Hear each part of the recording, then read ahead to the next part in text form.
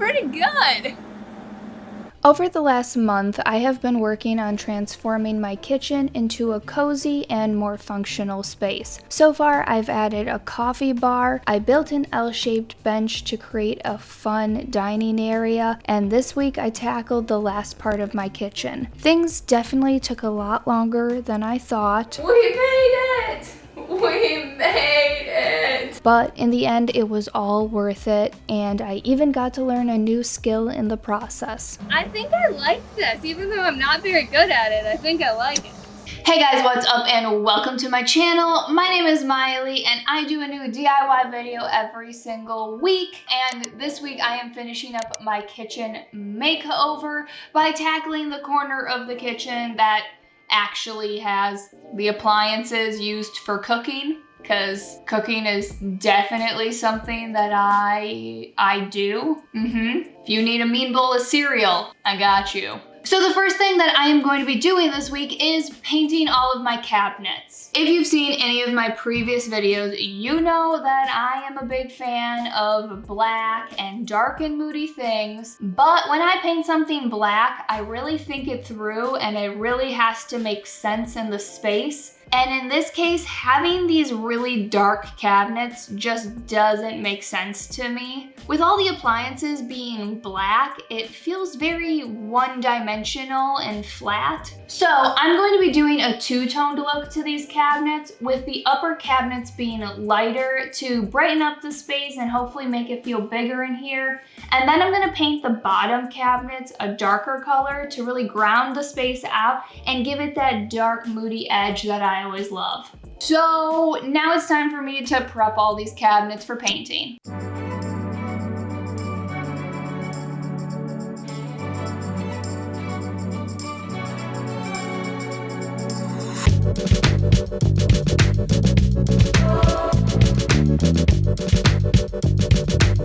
I'm not a huge fan of this trim that's like up here, so I think I'm gonna try to rip it out.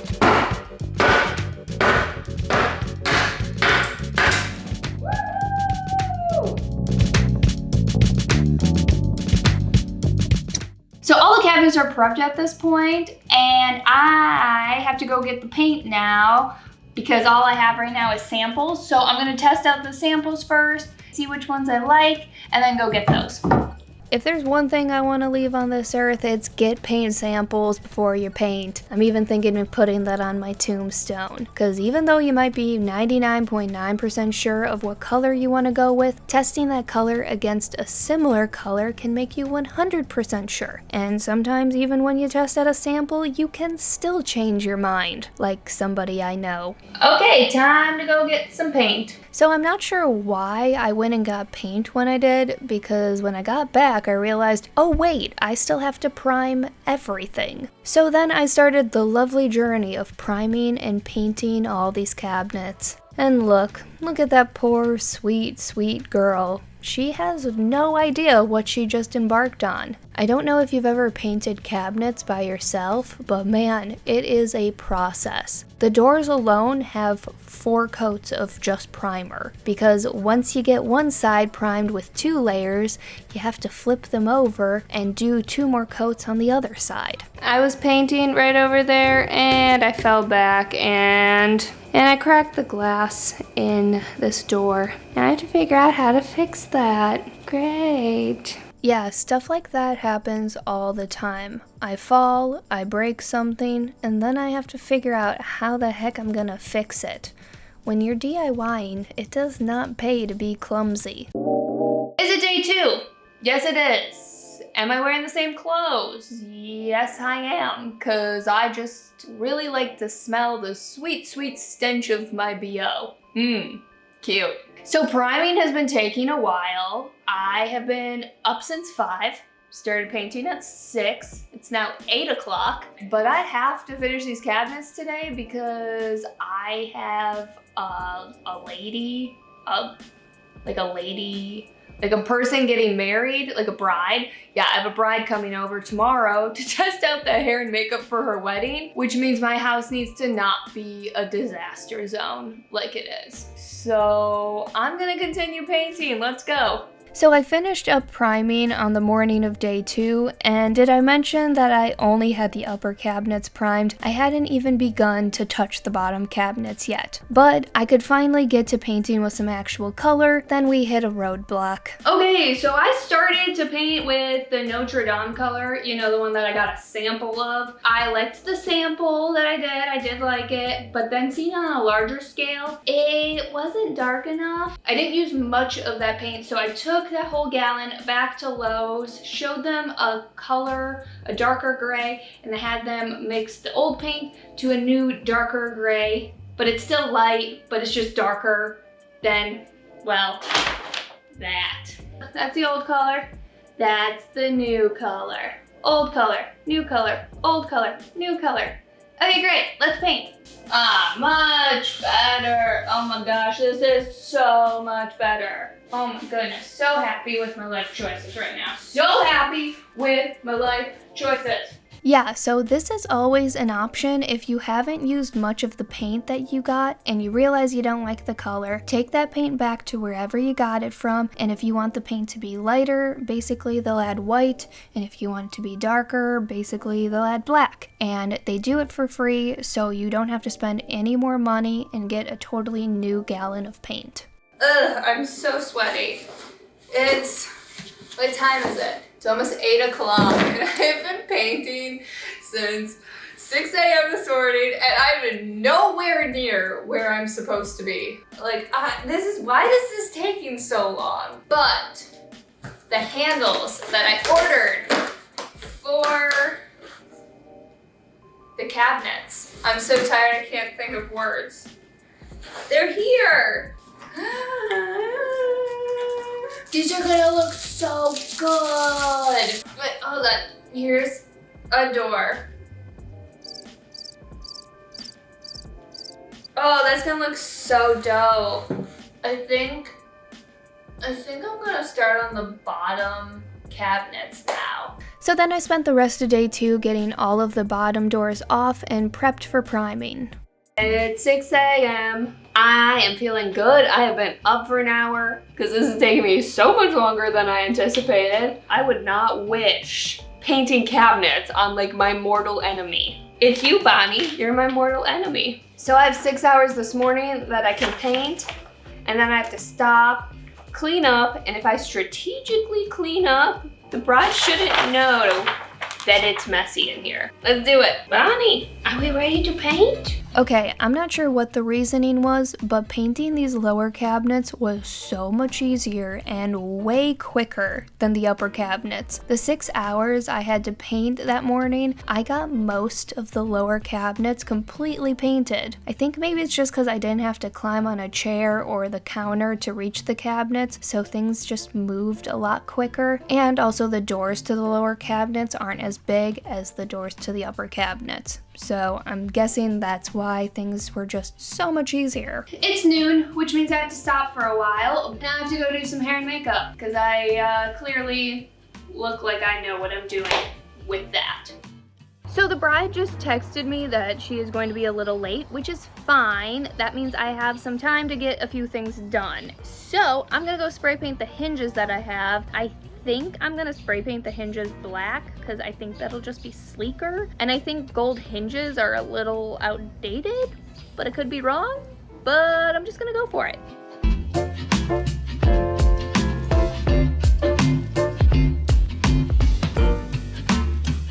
Trial is done. I busted through the hair and makeup and she absolutely loved it. Best reaction I think I've ever had from a bride. But now let's get back to painting. So this was a crazy day and I used every second I had to work on things because I was determined to get the painting done. I hit a point where I was bouncing all over the place, but hey, that's painting. You're kind of at the mercy of drying time, and everything was drying at a rapidly different rate. So I was actually able to get the bottom cabinets completely painted and put back on before I was even done painting the doors of the upper cabinets. We made it to the last one. Wow. It's the final countdown. I'm a little sleepy. I'd like to thank my mom and dad this is the final stroke. I'm going to bed. Good morning. I have been staring at these hinges since I woke up. I like the black against the charcoal gray, but I don't think I'm gonna like it against the light gray, so I am gonna switch these hinges to gold to just match the handles. I'm gonna do that off camera. Finally, by day 4, I was done painting and could finally put these doors back on the cabinets, but even this was a process. Because I got new handles, I had to drill more holes and just make sure everything was nicely on there. And well, also, you remember that glass I broke? Yeah, I was still working on how to fix that as well.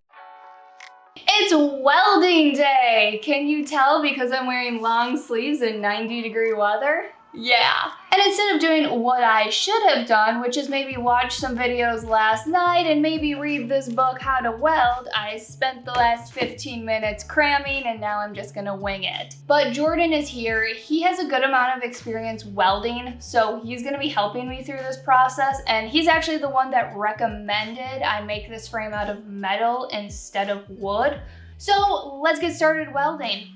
Okay, we finally made it to the point of the project I was actually looking forward to the most, making this island. Painting literally took a solid 2 more days than I anticipated it taking, but I'm now sick of talking about painting and painting cabinets and thinking about painting. Let's move on to the main event, this island. And oh my goodness, I'm obsessed with this thing. So before the island, I had this little cart, and if you saw my last video, you know I'm not a fan of this thing. It's small, it's on wheels, so it was constantly moving around, and it also had these small little cabinets that were never used.